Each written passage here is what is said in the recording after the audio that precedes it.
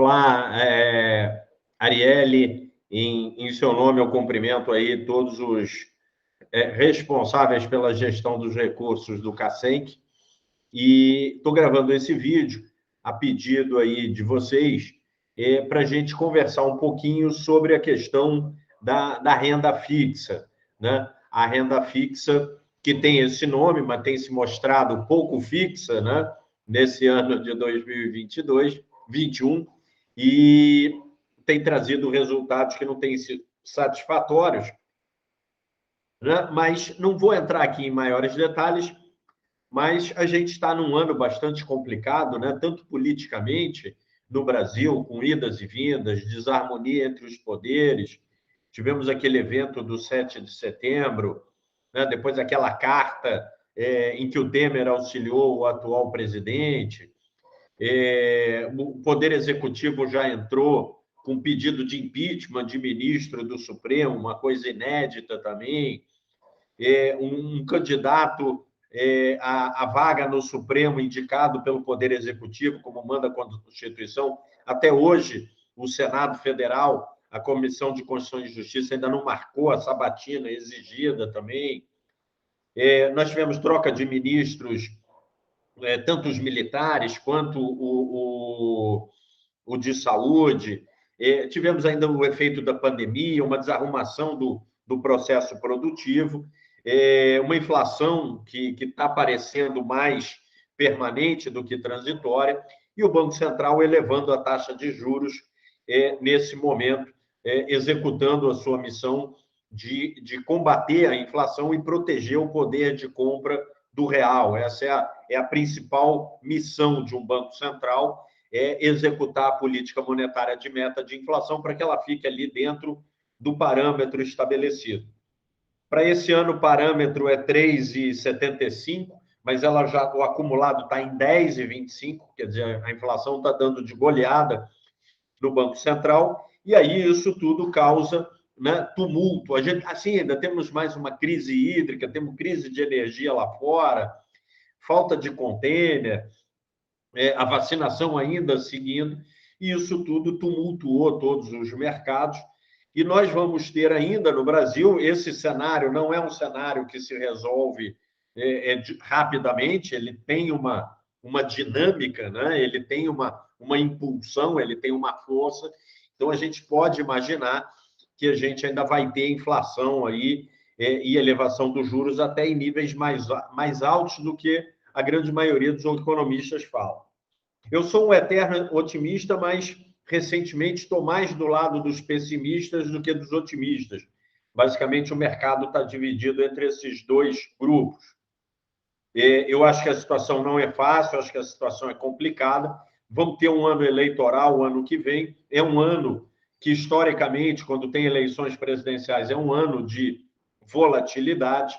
Então, a gente pode ter, vamos dizer assim, uma repetição em 2022 do que está sendo, do que nós estamos verificando em 2021, aonde a diversificação e a maioria dos índices de renda fixa não trouxeram resultado satisfatório.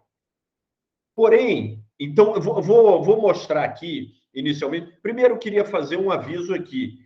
Os meus comentários sobre governo, sobre ambiente político, não são contra ou a favor do governo, né? Entendam isso. Eu sou um consultor de investimentos, então minha tarefa é ler o cenário e traduzi-lo para vocês, dar a minha visão e ver como esse cenário influencia nos ativos e se há oportunidades de investimentos, que é até o que está no nosso contrato. Então, estou exercendo o meu papel de consultor, que vocês me pagam para isso. Então, o que acontece? Eu vou colocar aqui na tela para vocês, né, um resumo dos principais índices de renda fixa, como eles se comportaram no ano até o final de setembro. Né? Setembro é o mês que se encerrou agora, né? E que nós temos esse quadro na carta econômica que a gente envia aí para vocês regularmente. O quadro é esse aqui, né? O que acontece? Aumentar ele aqui, né? Esses aqui são os principais índices de renda fixa e muitos de fundos que vocês têm na carteira. Então, esse aqui é o acumulado do dia 1º de janeiro até o dia 30/9, agora, né? Final de setembro. Né? Nós estamos gravando isso no dia 14 de outubro. Então, dentro desse quadradinho laranja aqui, que eu estou mostrando, nós temos a variação no ano. Quer dizer, então, esse índice aqui, o IRFM1, que é um índice de ativos pré-fixados de até um ano, rendeu só 1,78. O mesmo índice com títulos com mais de um ano, ou seja, que vão vencer a partir de 2022, 2023, 2024, ele teve uma desvalorização de 5,87. E o índice cheio, né, de todos os títulos pré-fixados teve uma rentabilidade de menos 2,95, quase 3. Aqui nós temos os títulos pós-fixados. Né? O IMA-B5 são títulos de até 5 anos. Rendeu 2,48 positivo. Os índices mais longos, né, indexados à inflação também, né? O IMA-B são os títulos públicos que pagam a variação da inflação mais uns juros. O mais longo, né, de títulos que vão vencer daqui a 5 anos ou mais, por isso que ele é IMA-B 5+, uma desvalorização de 6,63. O IMA-B como um todo, né, não fazendo estratificações temporais, menos 2,30. O IMA-S, que é o equivalente ao CDI, subiu 2,6. E o IMA geral, que é uma composição, uma mistura de todos esses, ficou ali meio que no 0 a 0, né? Menos 0,38. Então, a primeira coisa que eu quero que vocês observem aqui é que, né, fazer essa diversificação em vários índices, ela não foi exitosa, não tem sido vencedora, não tem trazido bons resultados, na medida em que você vê um sobe 1,80, o outro cai 2,95, o outro sobe 2,48, o outro cai 2,30. É meio um 0 a 0 aqui. Então, não é adequado a gente espalhar isso tudo. É melhor nós concentrarmos. E a nossa recomendação aqui da consultoria para vocês tem sido por nós concentrarmos nos títulos pós-fixados, né? Nos indexados à inflação. E é por uma razão óbvia, né? Quando a inflação está subindo, eu quero ter um título que me renda a mesma coisa que a inflação. Isso que é um título indexado à inflação. Ele te paga a variação da inflação mais uns juros. Como a inflação é a perda do poder de compra que a moeda tem, porque o preço dos ativos, dos bens e serviços sobe, então, se eu tenho um título que me paga a inflação, ele me devolve essa perda. Então, quando vocês ouvem assim, o IPCA foi 0,90, significa que o nosso poder de compra perdeu 0,90%. Esse título se valoriza 0,90. Então, ele me devolve o que a inflação me roubou de poder de compra. E ainda me pagam juros. Então, em momentos como esse, né, na nossa opinião, quando a inflação está subindo, é legal você estar amarrado a ela, estar atrelado a ela, estar indexado a ela, porque aí você vai junto com ela. E como eu acho que ela é mais permanente do que temporária, eu acho que a gente ainda tem reflexos dessa inflação de aumento de gasolina, aumento de energia elétrica, a própria crise hídrica. A gente passa a ter uma situação, quando a inflação passa de 10% no acumulado, como agora, né, um quadro que está aí também na carta econômica mensal, vou pegar ele aqui, porque eu acabei não pegando aqui, mas para mostrar para vocês. Quando a inflação está subindo e está com pressões, o que acontece? O comerciante, esse quadro aqui,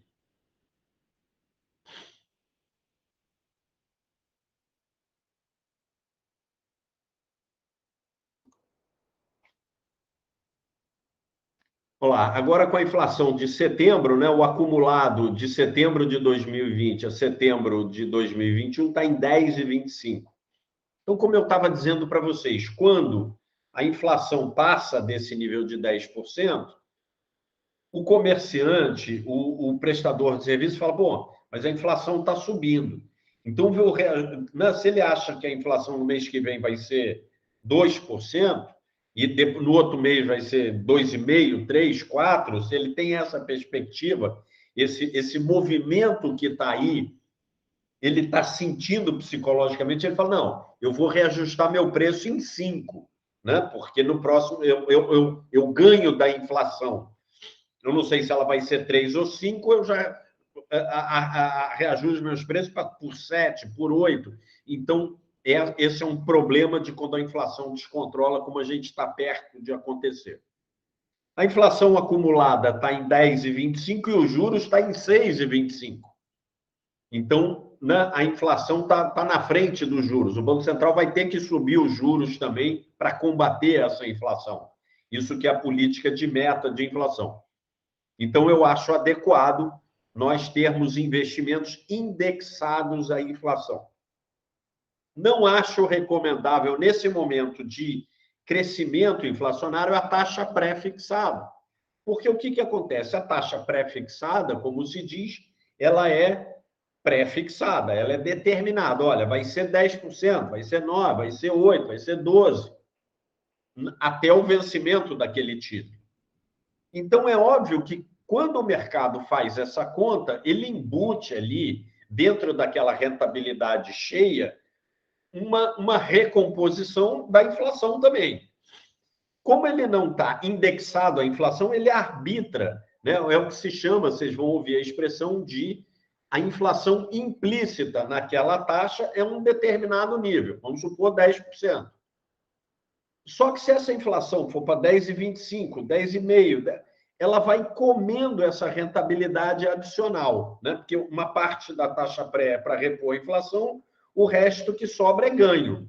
Mas se a inflação passar do nível da inflação implícita na taxa pré, ele começa a perder rentabilidade, a perder retorno esperado. Isso é ruim. Então, o pré-fixado não é recomendável em momentos de espiral inflacionária, de crescimento inflacionário, como eu mostrei ali o IPCA agora.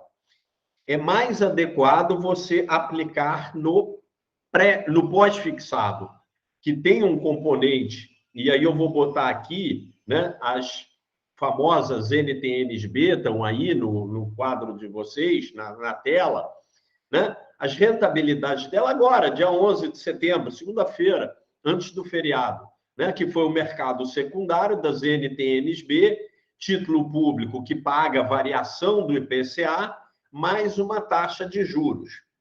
Repara que os títulos, a partir de 2030, que estão aqui nesse quadrinho azul, eles estão pagando 4,94%, 4,98%, 5%, 5,11%. Então, isso é muita taxa, é uma taxa muito boa para vocês. Essas taxas aqui são iguais ou superiores à sua meta atuarial já para 2022. Então, quando eu sugiro que uma parte da sua carteira seja indexada ou que você compre esse título diretamente, nós aqui da Mais Valia já fizemos até uma live, está lá no nosso canal, né? maisvaliaconsultoria.com.br ou Mais Valia Consultoria lá no YouTube. Nós fizemos uma live explicando como é que compra esse título público. Ele reflete, essas taxas elevadas refletem todo esse ambiente de incerteza que nós estamos vivendo. Quanto maior a incerteza, né, e quanto maior o prazo desses títulos, são os títulos que vão vencer em 2030, 40, 45, você está com uma taxa bem mais elevada. Ele tem um risco de mercado mais elevado, claro. Ele oscila mais, porque ele está mais mais longe no tempo. Mas ele está proporcionando uma excelente rentabilidade para vocês. Então, eu defendo, né, para todos os nossos clientes, para todo o RPPS que me perguntar, que uma parte dos investimentos de vocês estejam ou na compra direta desses títulos, porque aí vocês não pagam taxa de administração, taxa da Ambima, auditor independente, enfim, uma série de custos que incidem sobre o fundo de investimentos que compra esses títulos mais longos, que é o fundo IMAB 5+. A composição desses títulos mais longos que estão aí em azul é o gestor lá do fundo que você escolher que vai decidir. Quando você compra direto, você escolhe o título que você quer comprar. Comprar título é tão simples quanto aplicar hoje, paga amanhã. Quando essa taxa cair, em algum momento essas taxas vão cair, ou pelo menos a gente espera, o preço desses títulos vai subir e você vai ter a rentabilidade boa para vender esses títulos ou resgatar do fundo IMAB 5+. Mas enquanto essas taxas estiverem nesse nível ou mais, eu recomendo que vocês comprem essas alternativas de investimento no fundo IMAB 5+, ou diretamente num desses vencimentos que estão pagando a sua meta atuarial. Você conhece algum investimento que te paga a meta atuarial, que tem um risco igual ao do título público federal, a liquidez igual ao do título público federal? Posso te garantir que não. Pode perguntar para o seu consultor, seu amigo, né, para as instituições financeiras, ninguém vai te oferecer isso. Só ele, esse título público, é que oferece isso. Então, é uma oportunidade de investimento. Ele tem risco? Tem risco. O maior risco dele é o risco de mercado. Como eu disse, ele oscila mais. Mas eu defendo, então, que você tenha uma parte da sua renda fixa. Hoje, vocês, e os RPPS, de uma maneira geral, estão aí com 60%, 70% no artigo 7.1b, que é o de fundos de títulos públicos. Como eu mostrei inicialmente, está espalhado em todos os indexadores, é uma diversificação que não é saudável nesse momento, que não está trazendo resultado e que eu acredito que não vai trazer resultado ali na frente, porque nós vamos ter um ambiente parecido com esses últimos 8, 9, 10 meses que nós tivemos em 2021. Então, já olhando para frente, para a política de investimentos e para o ano de 2022, eu recomendo que vocês comprem um pouco, né? Aliás, a maior parte, né, do que hoje está espalhado nos diversos indexadores do artigo 7.1b, em IMAB 5 e DKA2, né? Voltando para aquele outro quadro aqui, né? Repara, o IMAB 5, né, que são os títulos mais curtos, está com uma rentabilidade até 30/9 de 2,48. Ela não é boa para a sua meta atuarial, não te ajuda na meta atuarial, mas protege capital. É esse que é a ideia nesse mar de turbulência, de incertezas, de dúvidas, quem vai ser o próximo presidente, tem terceira via, não tem, volta, pandemia, não volta, vai chover, não vai chover, né? Vai ter container, não vai ter container. É melhor proteger uma parte e botar em risco a outra parte, mas em risco de mercado, num título que está pagando a meta atuarial. Então, essa é que é a grande defesa que a gente faz, evitar o pré, inclusive sair do pré. Eu acho que é um momento da gente ficar com 2, 3 indexadores, no máximo, nos artigos do 7.1b. Como eu disse, onde vocês estão com 60%, 70% dos recursos de vocês, que vocês coloquem 80%, 70%, 80% desse total em IMAB 5 e DKA2, e os outros 20% desse total, 25% desse total, que a gente vá comprando esses títulos. Esses IMAB 5+, e esses títulos mais longos aqui, né, há um tempo atrás, eles não estavam no nível de 5. Né? Então, se você tivesse comprado, você teria tido uma desvalorização. Mas, para um dinheiro novo ou uma nova realocação, você está comprando uma cota mais barata. Então, você está fazendo um preço médio para um nível mais elevado de taxa de retorno embutida no título, o que é bom, o que é adequado para esse momento. Tá legal? Então, para renda fixa, a orientação é essa, é o que nós vamos colocar como sugestão para a política de investimentos dos nossos clientes, aqui da Mais Valia Consultoria. Estou passando isso para vocês, e atenção com essa diferença entre o pré e o pós. E volto a dizer, e vocês podem conferir com outras pessoas também, perguntar, o pré-fixado é adequado para um momento de avanço, de crescimento da inflação? Tenho certeza que a grande maioria, ou todos, vão responder que não, que realmente ele é mais arriscado, porque se a inflação realmente perdeu o controle, como é possível, como há pré-condições para isso acontecer, como eu disse até, pela postura comportamental do mercado, dos prestadores e dos vendedores de bens e serviços, de tentarem se defender da inflação, antecipando ela no preço dos seus produtos. E aí, quando o IBGE lá, os técnicos forem pegar o preço ao consumidor, vão notar que eles estão com preços mais elevados. Fora do que, né, todo produto para chegar no supermercado anda de caminhão, ou anda num trem elétrico, né, que está aí com ou óleo diesel, né, que estão com os preços majorados. Então, isso também vai no frete. Né? Aquele saquinho de feijão que a gente compra no supermercado tem uma parte daquele preço que é para pagar o diesel ou a energia elétrica da produção daquele saquinho de feijão. Então, como esses componentes também estão elevados, né, a falta de chuva também vai fazer, provavelmente, com que a produção caia, vai elevar o preço dos alimentos. Enfim, isso tudo é muito inflacionário. São produtos que têm peso grande na composição do IPCA, cesta básica, né? E também consumo doméstico, né? Energia elétrica que a gente usa aqui na minha casa, na sua. Então, eu acho que a inflação ainda tem uma pressão para continuar subindo, então o pré não é recomendável, o recomendável é o pós.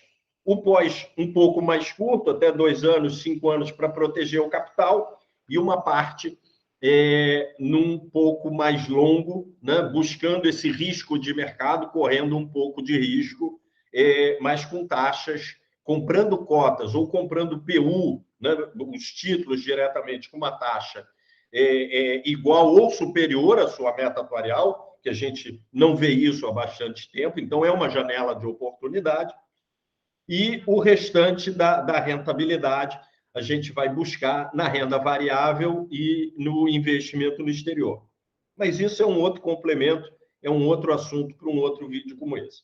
No momento, eu queria falar especificamente da renda fixa, da nossa visão, da nossa recomendação, e que vai ser para todos os clientes e, obviamente, para todos os outros RPPS que quiserem aproveitar e discutir e debater a nossa opinião. Tá legal? Permaneço aí à disposição de vocês, né, para algum esclarecimento adicional, e espero que tenha ficado entendido, né, a razão da gente escolher o pós e não o pré nesse momento. Muito pelo contrário, sair do pré, porque ele ainda pode sofrer bastante, e concentrar nesses 3 indexadores, né, os mais curtos e um pouco no IMAB5+, ou comprar diretamente o título. No nosso canal, no YouTube, Mais Valia Consultoria, a gente tem uma live grande, com mais de 1 hora, que a gente fez com um profissional, explicando todos os passos e toda a facilidade que é para comprar o título público direto. Tá legal? Vou ficando por aqui. Está aí a nossa visão e a nossa opinião para passar aí para vocês e colaborar de alguma maneira, que transmitir conhecimento e fornecer elementos para o debate, para a gente pensar, é o nosso maior interesse. Tá legal? Muito obrigado e